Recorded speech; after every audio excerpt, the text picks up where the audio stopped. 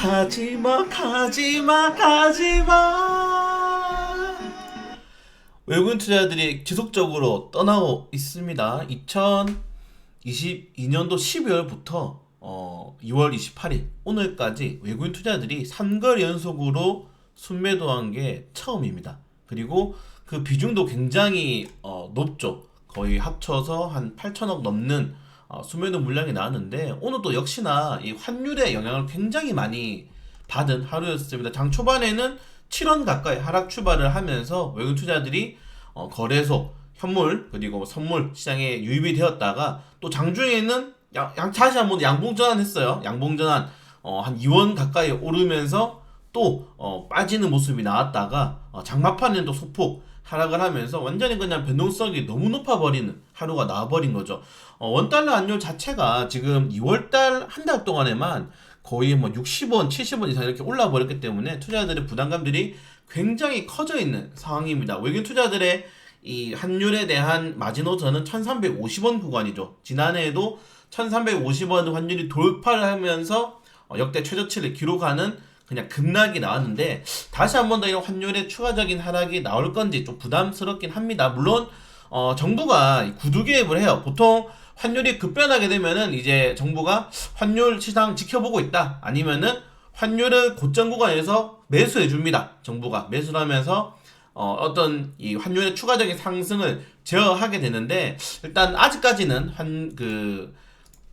환율의 매수세가 없는 걸 보니까 조금 더 지켜봐야 될 필요가 있을 것 같고, 당분간 이 환율의 변동성에 주가가 계속적으로 흔들릴 가능성이 높다는 점 좀 확인해 보시면 좋을 것 같습니다. 오늘은 뭐 전체적으로 시장 자체가 갭 상승해서 출발했지만은 치고 나가는 종목들이 많이 있진 않았어요. 근데 장중에도 막 10% 이상 상승 종목들이 뭐 최대 20개 이상밖에 안 되는 모습이 나왔고, 장마판이 갈수록 또 이제 낙폭을 보여주면서 최근에 계속적으로 말씀드리는 것처럼 상승 종목이 많이 나와야 됩니다. 상승 종목이. 상승 종목 수가 더 중요한 시장, 개별적인 이런 수급에 결정이 되는 거기 때문에 그런 것도 좀 확인한다면은 치고 나갔지만 조금 애매했다. 네, 왜냐면은 어제 뉴욕 증시도 마찬가지지만 오늘 국내 증시도 뭐 시장을 끌어올릴 만한 뭐 긍정적인 재료가 나온 거 아니에요.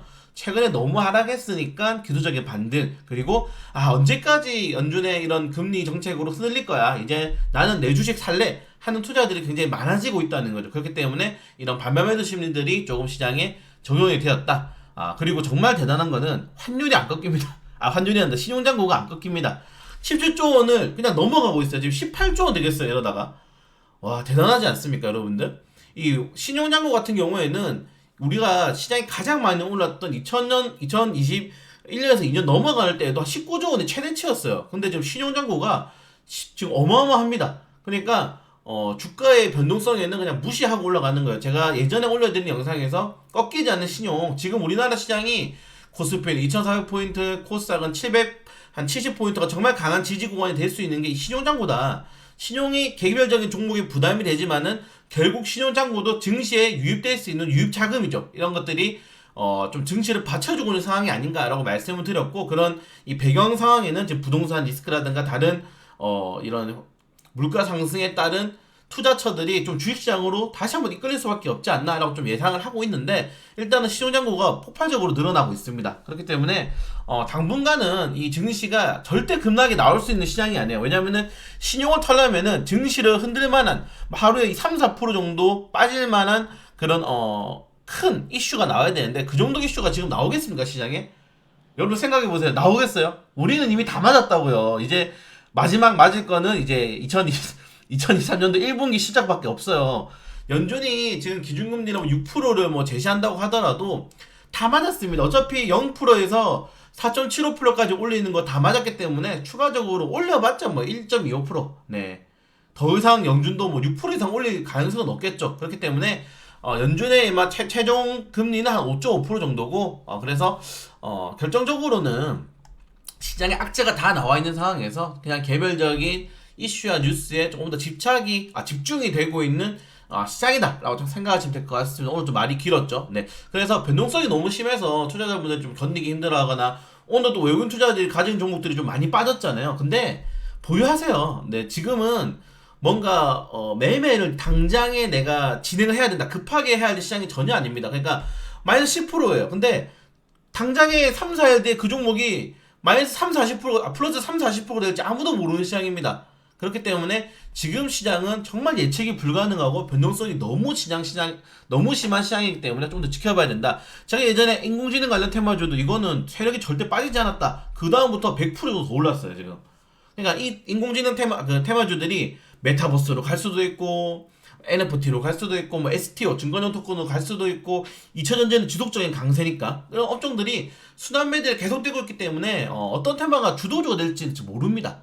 그래서 조금 더 지켜봐야 될 필요가 있을 것 같고, 지금 전체적인 시장 자체가 코스닥의 거래대금이 꾸준하게 코스피를 상회하고 있죠. 코스피는 그냥 외국인들이 놀아라. 코스닥은 기관, 금융투자, 외국인, 개인 투자들이 지속적으로 얽히고 설킨 시장이기 때문에 주도주가 발생하지 않고 다만 빠른 순환매들이 나오기 때문에 내가 급등한 테마 같은 경우에는 오늘처럼 빠르게 좀 매도를 하면서 다음 스텝으로 좀 준비를 많이 해야 될 것 같아요. 그래서 지금은 내가 가지고 있는 종목이 터지면은 빠르게 익절하고, 그 대신에 좀 떨어지는 종목들도 웬만해서는 뭐 악재가 크게 터지거나 뭐 대주주가 물량을 매도하거나 갑자기 전환사채를 발행하거나 뭐 유상증자를 한다거나 뭐 일반 공모 유상증자를 한다거나 이런 것들이 나오지 않는 이상은 조금 더 길게 보자. 네, 변동성이 너무 크기 때문에 속단하게 이런 시장이다 라고 좀 말씀을 드리고 싶고요. 뭐 전체적으로 시장의 긍정적인 재료들은 뭐 양의 이슈밖에 없고, 그 외에는 좀 부담스러운 개별 종목의 부담스러운 이슈들이 굉장히 많습니다. 이게 좀 열받는데, 지금 미국이 50조 원 반도체 보조금 줄게 삼성, SK하이닉스 받을 거야? 근데 보조금 받으려면은 어린이집 짓고, 특히 어린이집 지어줄 수 있죠. 초과 이익에 공유해야 된다는 미친 소리를 하고 있습니다. 근데 이게 우리나라 입장에서는 미친 소리인데, 미국인들 입장에서는 와 바이든 일 잘하네, 바이든 일 잘한다 이거예요. 제가 우리나라 정치인들 맨날 욕하잖아요. 그러니까 미국 정치인, 일본 정치인, 중국 정치인 모두 싸웁니다. 다 여당 야당 뭐 중국도 3자당이 있죠. 싸웁니다 다. 근데 중요한 거는 여당 야당이 추구하는 목적이 국익입니다. 국익. 우리나라가 잘 살기 위해서 싸우는 건데, 지금 우리나라 정치인들은 그게 아니에요.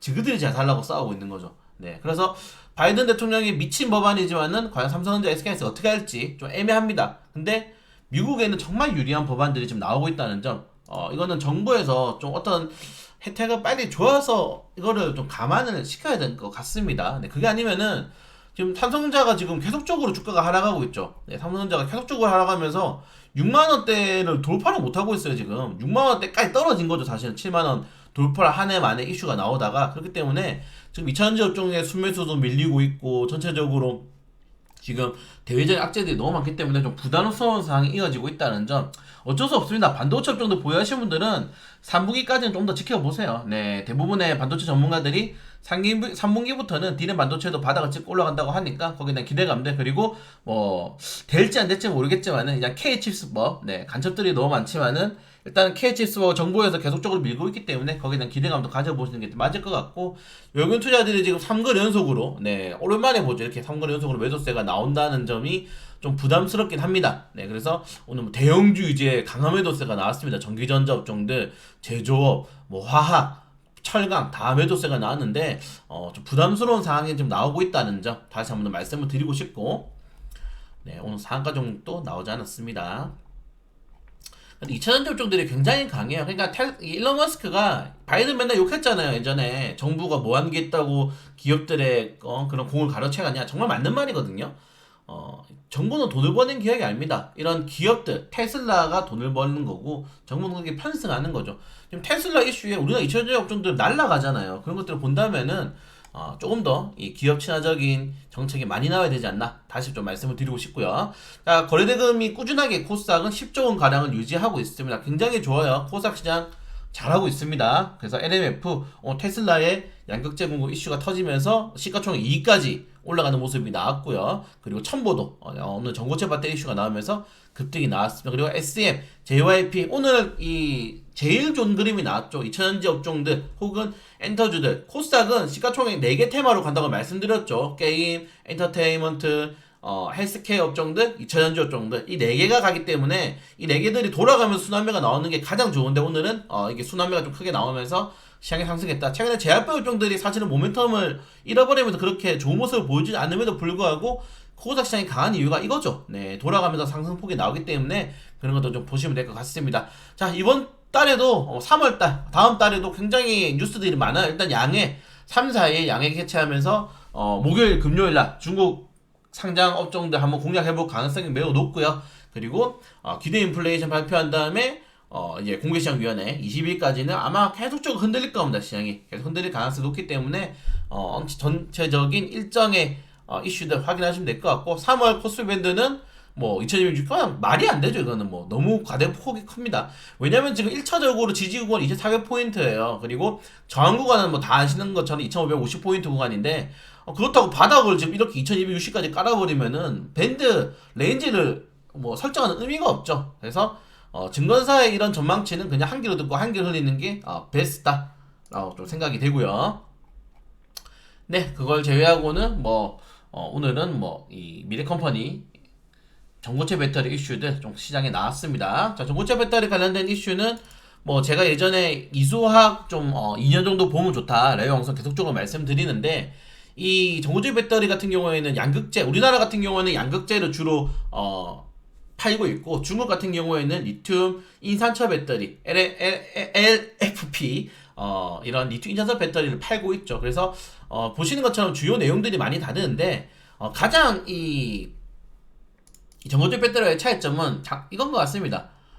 일단 기술력이 더 한 차원 높은, 그러니까 분리막이 필요가 없는 거죠. 분리막이 필요가 없고 여기를 고체 전고체로 정체 전해질로 채우면서 좀 기술적으로 본다면은 여기 보시는 것처럼 양극재 이거 왔다 갔다 하면서 이제 에너지를 발산하잖아요. 이거를 이 고체 전해질이 대신해 주는 거죠. 그래서 에너지의 휘발하는 그 에너지 양도 적고 이런 꿈의 소재라고 합니다. 그냥 기술력 개발이 엄청나게 어려워요. 그래서 지금 보시는 것처럼 장점, 충격 감량이 강해서 불이 안 난다. 일단 다 고용량 저장 가능하다. 다양한 형태, 이거를 뭐 네모나게 만들어도 되고 동그랗게 만들어도 되고 별표로 만들어도 돼요. 그리고 단점은 하나밖에 없습니다. 단점은 황해물 전해질의 경우 유해가스가 발생하는데 이게 우리나라가 이런 석유화학 그런 이 유해 물질에 대해서 굉장히 좀 깐깐하게 봅니다. 그래서 이런 것들에 대한 규제가 좀 완화될 필요가 있을 것 같다. 그래서 이 황해물 전해질 어디 만듭니까? 네, 황해물 전해질 어디 만듭니까? 이수화학이 만들죠. 저희 이거 링크를 안 올려드렸는데 여기 링크 따로 올려드릴게요. 그래서 이 전고체 배터리 관련 테마는 이수화학이 가장 좀 메리트가 있지 않나 다시 한번 좀 말씀을 드리고 싶고요. 이 정도 모아가세요. 왜냐면은 지금 전고체 배터리는 아무나 못 만들어요. 지금 보시는 것처럼 상용화된 이 완성된 기술 그게 2030년 막 이렇게 30년 전부 다.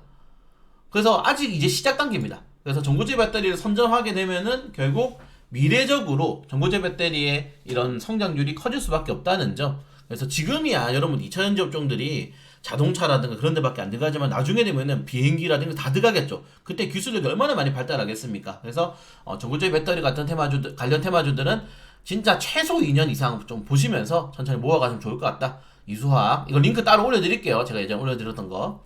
자, 정부가 바이오 헬스케어 이슈가 나오는데 자, 여러분들 제가 바이오 헬스케어 관련 테마주도 몇 번 말씀드렸죠.